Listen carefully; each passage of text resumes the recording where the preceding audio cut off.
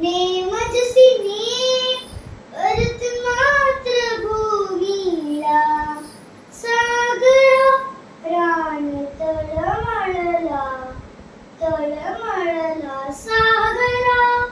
स्वातंत्र्य लढ्यातील अग्रणी लढवय्या स्वातंत्र्यवीर विनायक दामोदर सावरकर यांच्याबद्दल मी ध्रुवा नंदकुमार भासजी दोन शब्द बोलणार आहे. ते तुम्ही शांतपणे ऐकून घ्यावे ही माझी नम्र विनंती. सावरकर यांचा जन्म 28 मे 1883 रोजी नाशिक जवळील या गावात झाला. सावरकरांना लहानपणापासूनच लेखन, काव्य, साहित्य याबरोबरच अभ्यास आणि वाचनाची फार आवड होती. त्या काळात भारत देश ब्रिटिशांच्या जुलमी राजवटीखाली बरडला जात होता. हे सर्व सावरकर जवळून पाहत होते. म्हणूनच देशभक्तीची ज्योत त्यांच्या डोळ्यात पेटली होती. मारता मारता मरे पण इंग्रजांशी लढे ही प्रतिज्ञाच त्यांनी घेतली होती.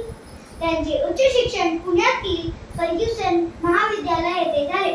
शिक्षण घेत असतानाच परदेशी मालावर बहिष्कार घालून परदेशी कपड्यांची होळी केली होती. त्या होळीचा झळ ब्रिटिशांना लागला होता.